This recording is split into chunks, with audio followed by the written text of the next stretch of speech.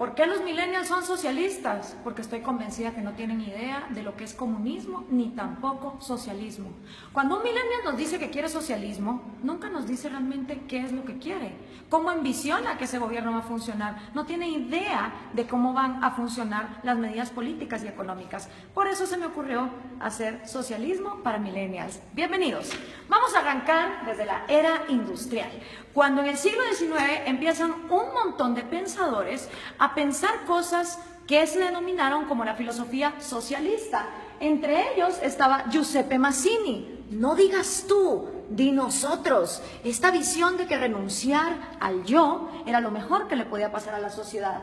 También Pierre-Joseph Proudhon, que dijo, la propiedad es robo. Estos dos contemporáneos inspiraron a Carlos Marx y a Federico Engels. Carlos Marx y Federico Engels se conocieron en 1843, 5 años antes de que escribieran el Manifiesto Comunista. Carlos Marx, hijo de padres judíos que dejaron la religión judía y se convirtieron al protestantismo, fue expulsado de Alemania, de Francia, de Bélgica, hasta que finalmente se va a Inglaterra, y en Manchester, junto con Federico Engels, un burgués, un hijo de industriales, ellos dos pues hacen el Manifiesto Comunista y describen el Capital.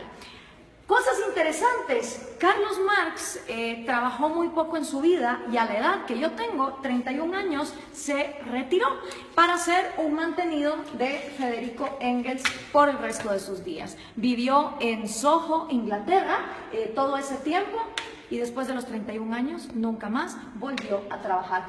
Estos dos personajes creyeron que habían descubierto el agua azucarada y que la época que estaban viviendo era una época única en la humanidad. Dicho en las palabras del mismo Carlos Marx, de este libro, The Politics Book, comunismo es el enredo de la historia resuelto. Para ellos el comunismo venía a resolver todas las luchas históricas. Según Marx y Engels, después de ellos la historia no volvería a ser la misma. Pero pensemos un poco en cuál era el mundo industrial en el que se movían Carlos Marx y Federico Engels. Para empezar, la filosofía que estos dos señores hicieron estaba inspirada para Alemania e Inglaterra, países industriales que tenían una gran industria que estaba cada vez más creciendo, no para países agrícolas. Y resulta que ni Inglaterra ni Alemania pusieron jamás en práctica las teorías de Marx ni de Engels tampoco. Quienes las pusieron en práctica fueron países agricultores que no contaban con las particularidades que Carlos Marx decía deberían de ser lo primero que debería haber, que es capital, manufactura e industria. En los países que más adelante vamos a ver, nos vamos a dar cuenta que no se puso en práctica. Además de esto, pensemos un poco en el mundo de estos dos señores. El mundo en el que se mueve Carlos Marx y el mundo en el que se mueve Federico Engels, 1848, es un mundo donde la esclavitud todavía era legal en Estados Unidos y en Europa, donde las mujeres no podíamos votar, prácticamente no teníamos ningún derecho porque éramos consideradas demasiado idiotas como para trabajar y votar. Era un mundo donde no había aviones, no había teléfonos, no había electricidad, no había inodoros, no había tampoco radios, no había televisión, no había satélites en el espacio, no había la mayor cantidad de profesiones que hoy por hoy existen en el mundo. Era otro mundo. Era una época donde estos dos hombres tuvieron la arrogancia de decir, de aquí para adelante la historia ya nunca va a cambiar. Ellos no tomaron en cuenta los avances tecnológicos, pensaron que la industria y esa época de los miserables iba a quedarse ahí para siempre. ¿Y en qué se basa esta crítica que estamos haciendo de el comunismo? Pues se basa en la crítica al proyecto de Gotha, escrito por Carlos Marx, El Capital, también escrito por Carlos Marx en 3 tomos, que por cierto el segundo tomo se imprimió luego de que Marx haya muerto, él ni siquiera lo había publicado, y por supuesto el Manifiesto Comunista. Vamos a ver entonces, el Manifiesto Comunista se basa en 2 fases. Esta es la primera fase, que tiene 10 puntos. Ustedes vayan viendo si estos 10 puntos son lo que los millennials defienden cuando dicen que son socialistas. Vamos a ver, millennials, vamos a ponerlos a prueba. El primer punto de la fase 1 del Manifiesto Comunista es la abolición de la propiedad privada. Expropiaciones, que son todavía cosa de todos los días en América Latina, no son ajenas a ninguno de ustedes. El segundo puesto es impuestos fuertemente progresivos. Esta idea de que los más productivos de la sociedad sostengan más al Estado, porque del Estado vivimos todos. Entonces, mientras más paguen los más ricos, se supone que el Estado va a ser más justo y más fuerte, y para nada tiene que ver que eso desincentive a la gente a ser mejor. El tercero es abolición del derecho a herencias. Interesante, porque Rafael Correa quiso hacer también una ley de herencias bastante draconiana, donde se quería quedar con un montón de las herencias.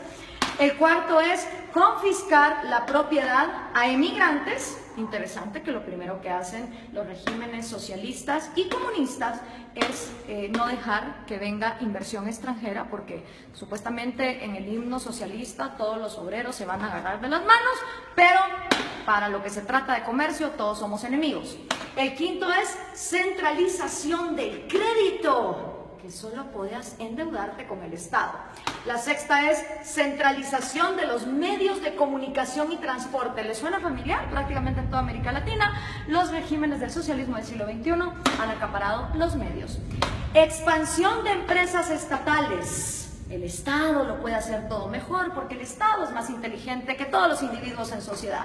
Distribución igualitaria del trabajo, que trabajen igual los más capaces que los menos capaces, los más talentosos que los menos talentosos. Combinar agricultura con industrias manufactureras. Y por último, educación gratis, y esto va a escandalizar un montón a los progres. Carlos Marx estaba a favor del trabajo infantil. Sí, señoras y señores, para Carlos Marx la educación debía ser gratis. Mentira, nada es gratis, todo lo paga alguien, pero como el Estado lo iba a expropiar todo, la educación entonces sería gratuita para que fuera combinada con producción industrial, es decir, que los niños desde que están estudiando trabajaran. Así que memorícense bien esta fase 1, porque esta fase 1 es la que han implementado todos los países que han tratado de llevar a cabo la agenda marxista. ¿Les suenan familiares estos 10 pasos? Siguen vivos, a pesar de que el mundo de Carlos Marx era un mundo en 1848, estos 10 pasos se siguen dando en América Latina. Esta fase 1 para Carlos Marx es la fase socialista.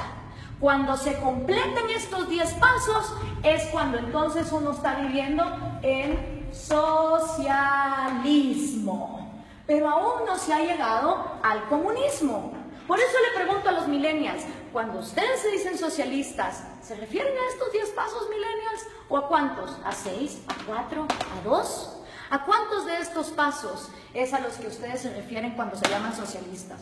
Porque esto es la primera fase basada en el socialismo. Vamos a ver entonces, cuando ya se completa esta primera fase, ¿qué pasa en la segunda fase?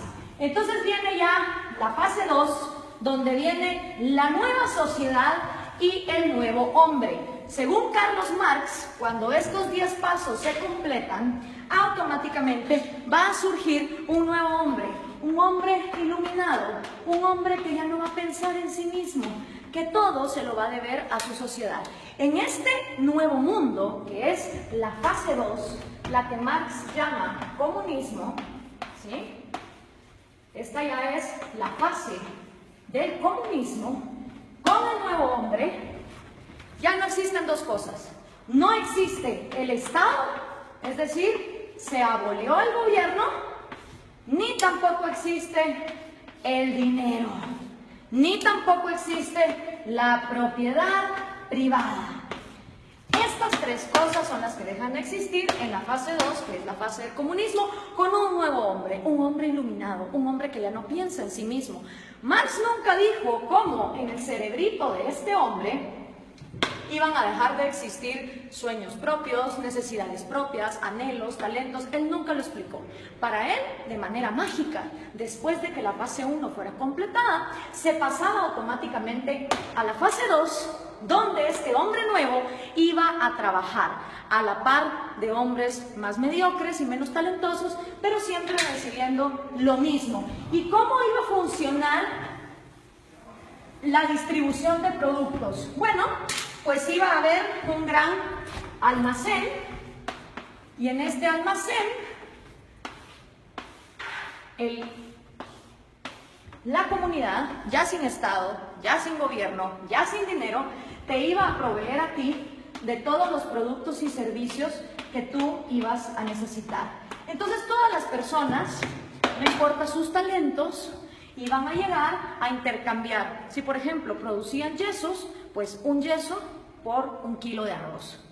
Y decía Marx que suponiendo que este hombre, en lugar de producir un yeso, hubiera producido 3 y este solo hubiera producido 2, en esta segunda fase, este hombre que produjo 3 yesos, no le iba a importar recibir también 1 libra de arroz para compararse con este. Según Marx, iba a llegar un momento donde el más talentoso y el que más trabajaba no le iba a importar recibir igual que el que trabajaba menos y el que era más mediocre. Ahora veamos, ¿se cumplió esta fase 2? ¿O qué es lo que ha pasado en la historia de la humanidad con la gente que ha llevado a cabo la agenda marxista? Bueno, pues los primeros que trataron de llevar a cabo la agenda marxista fueron Trotsky, Stalin y Lenin. 70 años después del manifiesto comunista, ellos son los primeros en poner en práctica la teoría marxista, cuando en 1918 deciden cortarle la cabeza a los sanguinarios explotadores, y de verdad que lo eran, de la dinastía Romanov, que era la monarquía que imperaba en Rusia. 2 errores. Primero, Marx escribe una teoría para Inglaterra y Alemania, que su problema no era, digamos, el de una monarquía que incentivara la agricultura, sino que eran países industriales. Rusia era feudal, bastante feudal. Estas 3 personas entonces ponen los primeros 10 pasos de Carlos Marx en marcha y llegaron a la fase 2, llegaron a este gran almacén. Realmente no. Ni se abolió la propiedad privada, ni se abolió el dinero, y el Estado, en lugar de aniquilarse, se fue volviendo más y más grande hasta volverse totalitario. ¿Y entonces qué pasó? En toda Unión Soviética se desplegaron los gulags. Cada uno de esos puntitos rojos que ustedes ven ahí son los gulags, los campos forzados de trabajo. Claro, desgraciadamente en esa época no había Twitter, no había Facebook, no había Instagram, entonces era muy difícil tener récords de las atrocidades y las violaciones a los derechos humanos que se daban en estos campos de concentración en condiciones de temperatura bastante salvajes y teniendo a la gente hasta lo último en el punto de inanición. Y para darles un ejemplo concreto, aquí hay una foto del Gulag de Ucrania, que era una parte fundamental para el sustento económico del Imperio Soviético, ya que producía 80% del carbón, 85% del hierro y el 70% de los metales. ¿No les suena familiar Venezuela? A ustedes que con el petróleo los tienen similar así. Después de la Unión Soviética, y que ojo, nunca se llegó a la fase 2 de comunismo, podemos decir entonces que lo único que hubo en Rusia fue socialismo, porque nunca se llegó a la fase 2. El siguiente sanguinario que quiso poner a prueba el comunismo fue Mao Zedong en China. En 1948 entra el Ejército Rojo y Mao hace su propio experimento con 2 atrocidades que aniquilaron a más de 60 millones de personas, que fueron el gran salto adelante y la revolución cultural, que básicamente era una manera de implementar los 10 pasos del manifiesto comunista y que llevaron al peor genocidio que la humanidad jamás ha visto. Y por supuesto, esta idea se trae a casa, y los primeros en traer la casa en su propia versión de Trotsky, Stalin y Lenin son el Che Guevara, Fidel Castro y Camilo Cienfuegos. Cosa interesante, Camilo Cienfuegos y Trotsky, siendo los intelectuales más moderados de este movimiento, fueron asesinados, este por Stalin y Camilo por Fidel Castro. Hasta en eso se parecen estos modelos, donde tenemos sanguinarios que traicionan a sus propios amigos cuando no se vuelven tan pues crueles y dictadores como ellos. Ahora veamos la línea. Entra Fidel Castro a Cuba y obviamente Fidel Castro sigue influyendo en la región. Aquí lo tenemos con Evo Morales y con Hugo Chávez, que traen el refrito, el socialismo del siglo XXI. La misma idea, los mismos 10 pasos, la misma utopía, llegar al gran almacén donde hasta el talentoso iba a renunciar por el mediocre. Y esto se sigue pasando. Aquí está Hugo Chávez con Kirchner, Néstor Kirchner y con Lula da Silva. Y por supuesto sus nuevos reciclados, Dilma Rousseff, que acaba de ser destituida, Mujica, Cristina Kirchner con Hugo Chávez. Si podemos ver, la línea es directa, las ideas son las mismas, es la misma receta y el resultado es el mismo. Entonces, ¿por qué los millennials insisten en ser socialistas? No me cabe la menor duda que es porque no conocen su historia, no tienen idea de lo que significa el socialismo, ni tampoco tienen idea de que el comunismo llega hasta una fase 2 que nunca antes se ha dado. Veamos algunos resultados por acá. Tenemos la cantidad de muertos que el comunismo ha producido. En la Unión Soviética 20 millones, en China 65 millones, en Vietnam 1 millón. En Corea del Norte se calcula, porque obviamente no se sabe, 2 millones, en Camboya otros 2, en Europa del Este 1 millón, en Latinoamérica 150.000, en África 1.7, en Afganistán 1.5 para llegar a 94.3 millones, según los datos estadísticos de los mismos gobiernos. ¿Y quiénes han intentado el proyecto comunista? Nada más y nada menos que la mitad del territorio del mundo. Entre los países que han intentado el proyecto comunista están la Unión Soviética, Ucrania, Bielorrusia, Azerbaiyán, Georgia, Turkmenistán, Uzbekistán, Armenia, Kazajistán, Kirguistán, Letonia, Lituania, Moldovia, Estonia, China, Vietnam, Laos, Alemania Oriental, obviamente.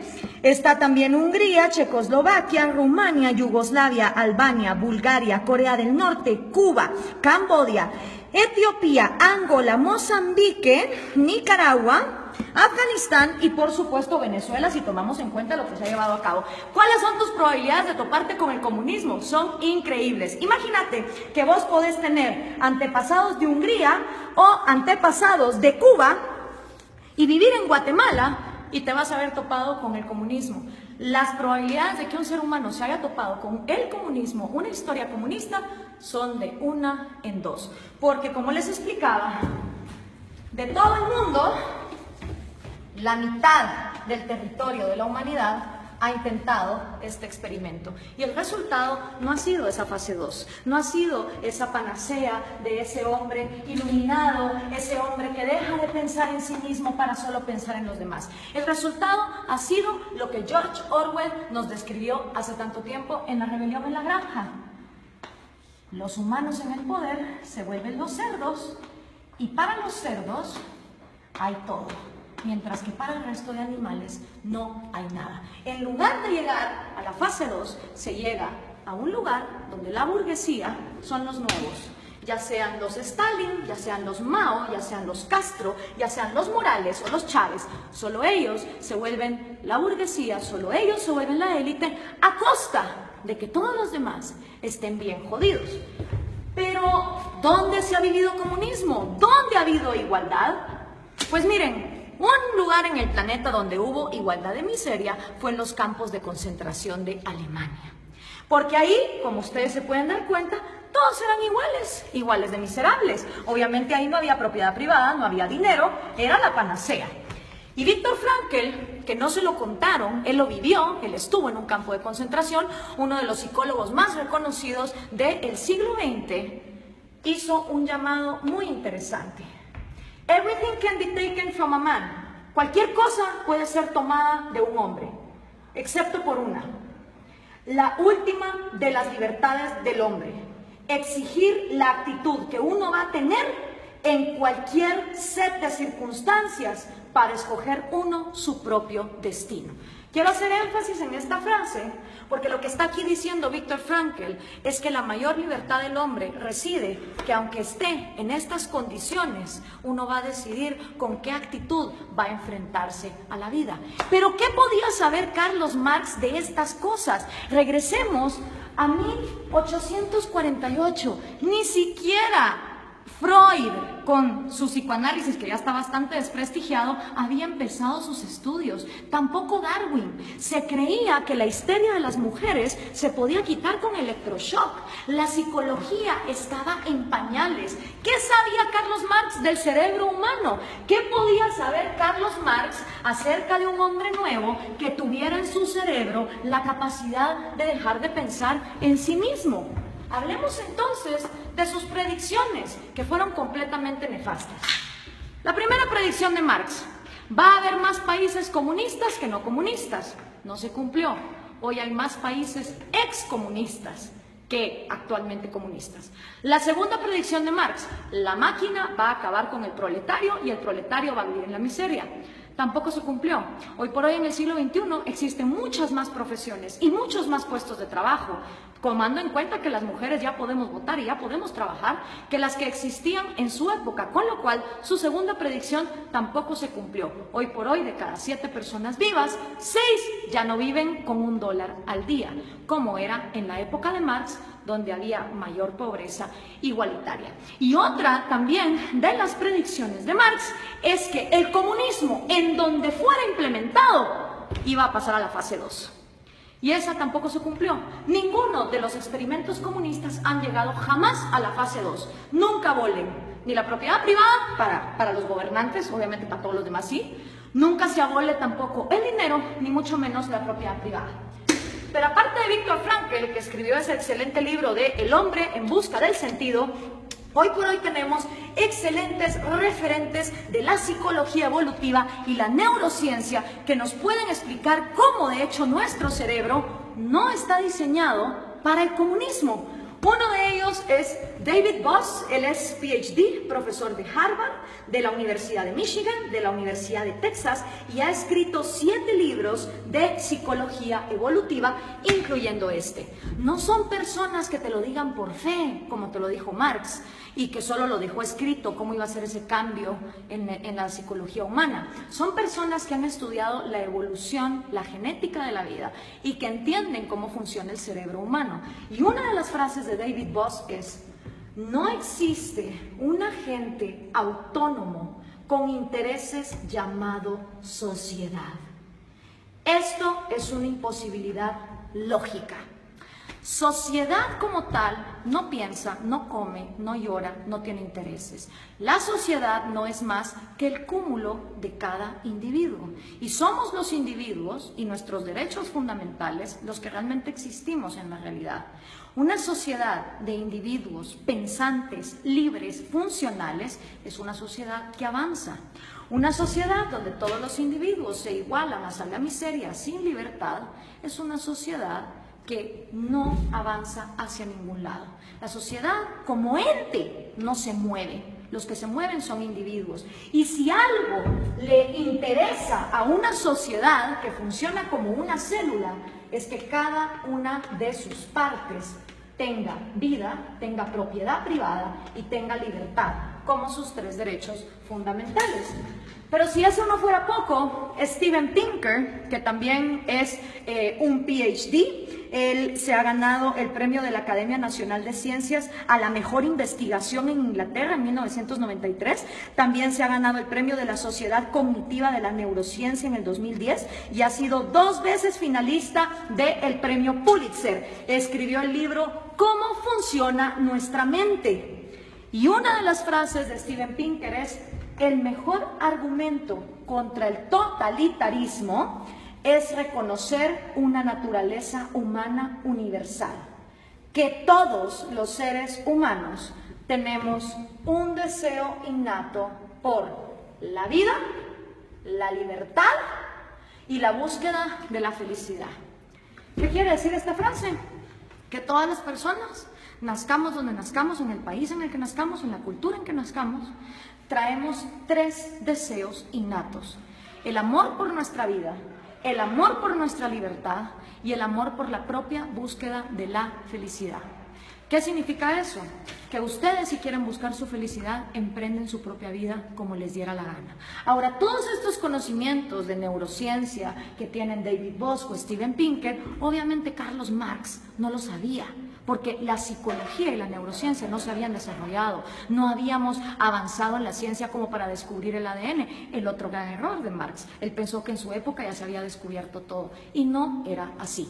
Entonces, al tener estos conocimientos, es inaudito, es inexplicable que los millennials sigan siendo socialistas. La única manera en que me lo explico es que los millennials no tienen ni idea de lo que es socialismo, ni mucho menos comunismo.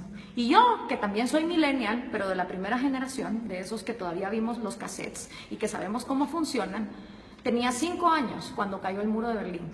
Y me acuerdo como que fuera ayer de ver a esas personas celebrando y preguntarle a mi papá, ¿qué se está celebrando ahí? Me dijo, ahí se está celebrando que tenían a una población dividida a la mitad porque de un lado querían salir y no los dejaban. Si una idea es tan buena, no puede ser obligada hacia una cierta población. Y en todo lo que hemos visto aquí, lo único que hemos visto es obligación, hemos visto miseria, hemos visto genocidio. En la libertad no hay garantías. Yo no estoy aquí vendiendo una utopía ni una panacea. En la libertad hay riesgos y puedes perder como puedes ganar. En la libertad también existe la libertad de no participar en el mercado. En un país que vive en libertad, si hay un grupo de personas que quieren vivir como hippies e irse a una montaña y no ser parte del mercado y no tener propiedad privada, son libres de hacerlo.